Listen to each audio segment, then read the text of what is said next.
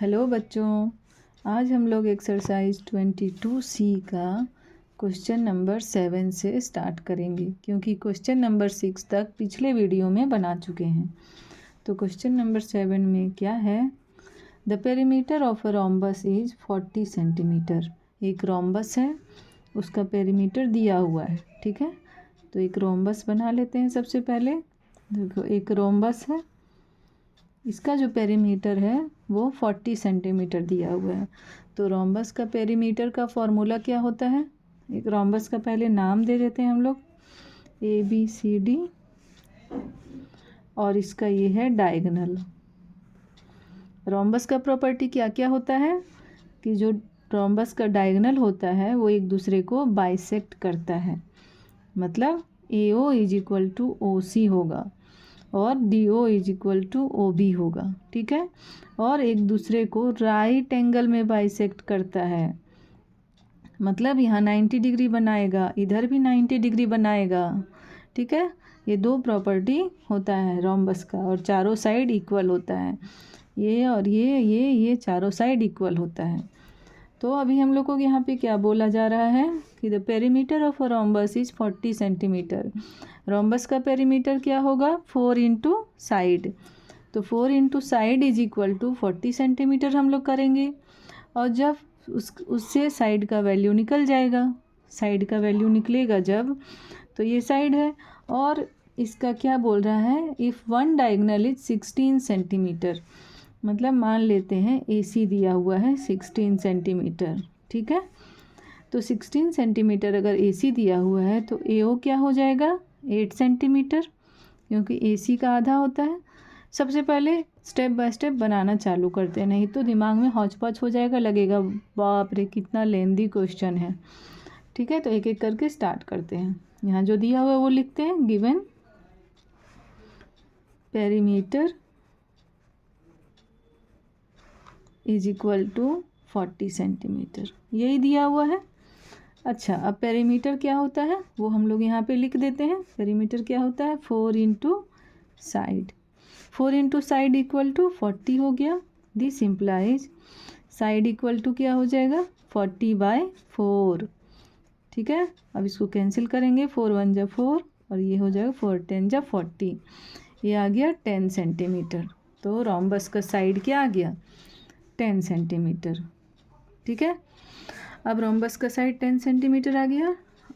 अच्छा, डायगोनल दिया हुआ है 16 सेंटीमीटर दिया हुआ है, तो कौन सा डायगोनल? हम लोग मान लेते हैं AC को 16 सेंटीमीटर। ठीक है, मान लेते हैं let AC is equal to 16 centimetre. Diagonal 16 दिया हुआ है, बट कौन सा डायगोनल दिया हुआ है वो नहीं बोला है, तो हम लोग खुद से मान लिए कि लेट AC को हम लोग 16 सेंटीमीटर मान लिए। अब AC अगर 16 सेंटीमीटर है तो AO क्या हो जाएगा? This implies AO is equal to AC/2, मतलब AC को 2 से डिवाइड करेंगे तो AO आ जाएगा, मतलब AC का आधा करेंगे तो AC/2, मतलब क्या कर रहे हैं? AC का आधा कर रहे हैं। तो AC का जब आधा किए तो AO निकल गया। अब AO is equal to AC/2, मतलब AC का वैल्यू क्या है? 16/2, मतलब 8 सेंटीमीटर है ना, ये कैंसिल होके 8 आ जाएगा। अब देखो यहाँ पर AO 8 सेंटीमीटर आ गया ना। अब देखो ये एक राइट एंगल ट्रायंगल है, कौन सा? AOB, यहाँ पे O नाम दिए हुए हैं। AOB एक राइट एंगल ट्रायंगल है। जब राइट एंगल ट्रायंगल है तो हम पाइथागोरस थ्योरम लगा सकते हैं इसमें। अच्छा, पाइथागोरस थ्योरम क्यों लगाएंगे? क्योंकि ये साइड हमें नहीं पता है, हमें क्या निकालना है? It's other diagonal. तो ये साइड अगर निकालेंगे फिर इसको डबल कर देंगे तो ये पूरा साइड हो जाएगा DB, क्योंकि ये आधा है DB का। तो हम लोग ये इस साइड को निकालने के लिए पाइथागोरस थ्योरम लगाते हैं, तो पहला का आंसर आ जाएगा। अब हम लोग क्या करेंगे, यहाँ उसको लिखेंगे कैसे, जितना हम लोग अभी समझे हैं उसको। सबसे पहले लिखते हैं इन ट्रायंगल AOB। ये लिख देने से क्या होगा, इसके बाद अब हम लोग जो भी बात कर रहे हैं वो इस ट्रायंगल से रिलेटेड बात कर रहे हैं। इन ट्रायंगल AOB, यहाँ पे लिखते हैं triangle AOB is a right angled triangle.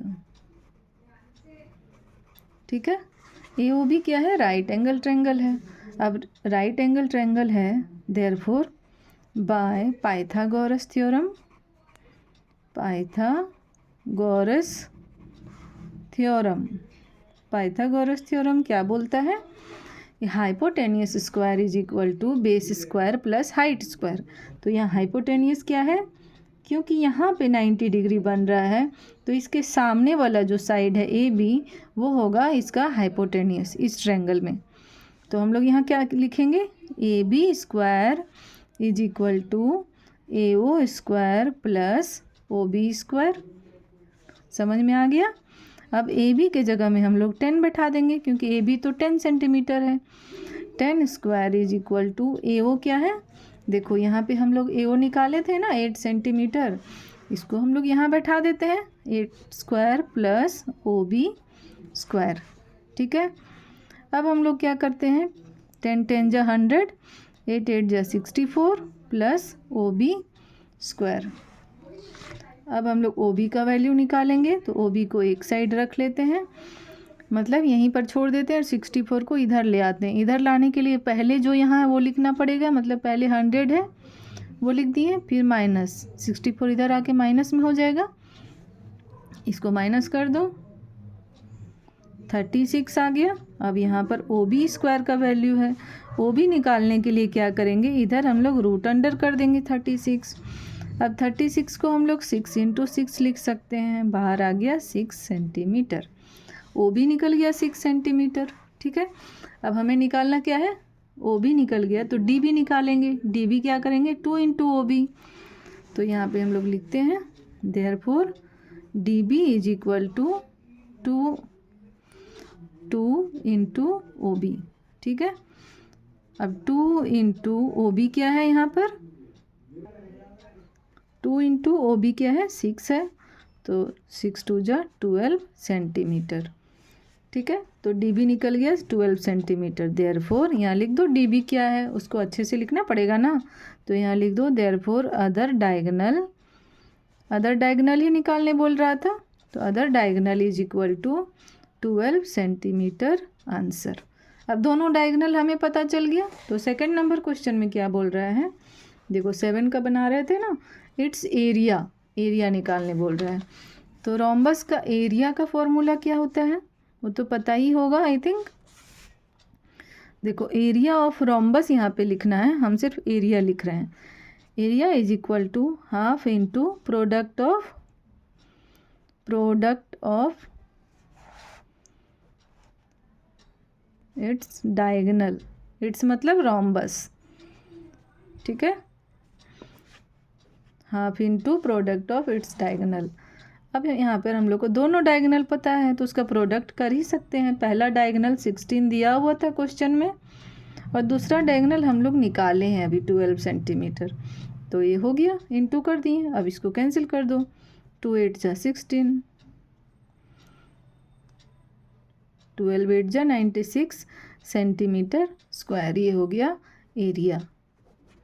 दोनों क्वेश्चन का आंसर निकल गया।